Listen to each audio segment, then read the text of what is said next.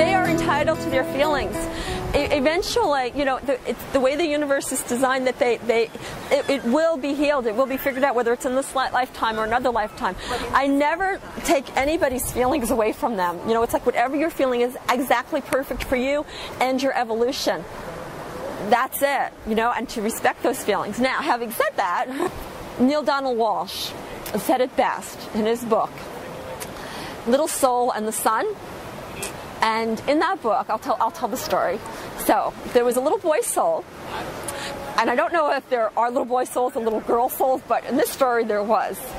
So this little boy soul went to God and said, God, I want to learn about everything. And God said, oh, that's a wonderful thing, but what would you like to learn about first? And the little boy soul thought, and he said, oh, forgiveness. I want to learn about forgiveness first. And God said, oh, little soul, that is a wonderful thing to learn about. But there's one little problem. And the little boy says, oh, what? He says, well, you're going to need someone to forgive. And the little boy's soul got really sad because he had no one to forgive.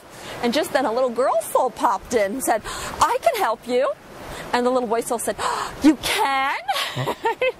And the little girl said, yes, I can. And the little boy said, well, how can you do that? And the little girl said, well, we're going to go down to that planet, Earth down there, and we're going to forget we know each other. And one day we're going to meet, and I'm going to do something so horrible and terrible to you that you are going to get a chance to forgive me. And the little boy soul said, you would do that for me? Why would you do such a beautiful thing for me? And the little girl soul said, because I love you. Because I love you. But you're going to have to do something for me too. And the little boy soul said, I would do anything for you. And she said, well, in order for me to do this horrible thing to you, I'm going to have to forget who I really am. And you're going to have to remember who you are so that you can remind me who I am. And the little boy soul said, I can do that. I can do that because I love you too. It will always work out okay.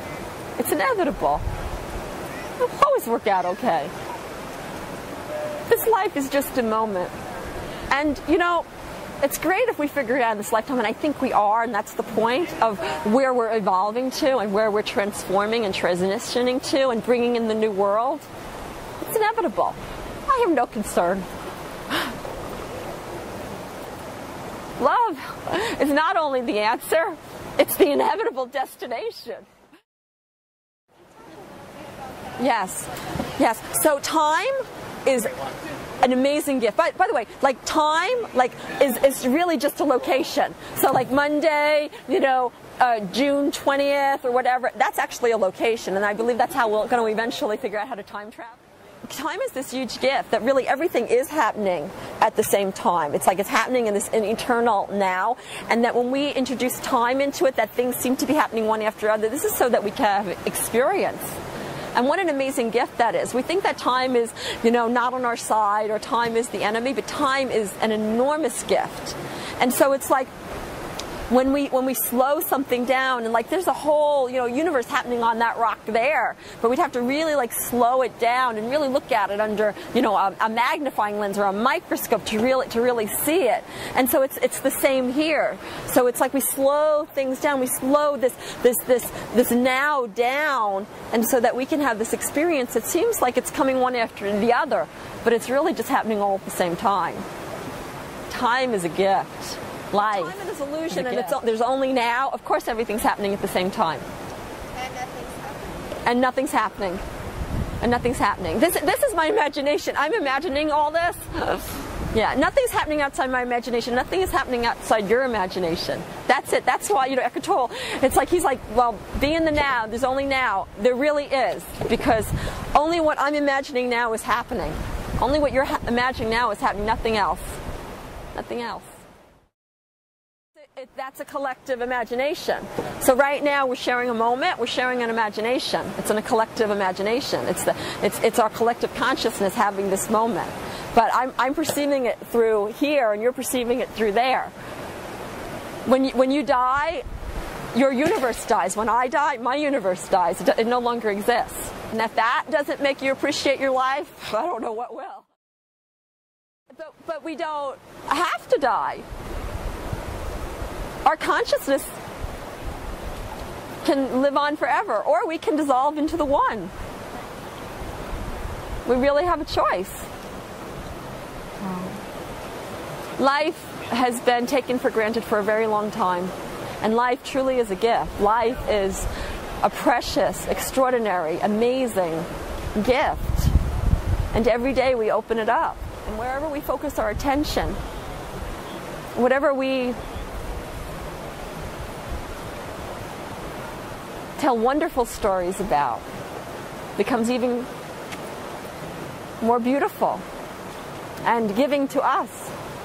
And wherever we focus our attention on and tell stories that make us feel bad or make other people feel bad is where we disregard the gift. And even that is a gift. And to love unconditionally. To love unconditionally. And just to be witness to each other and in awe of who you are.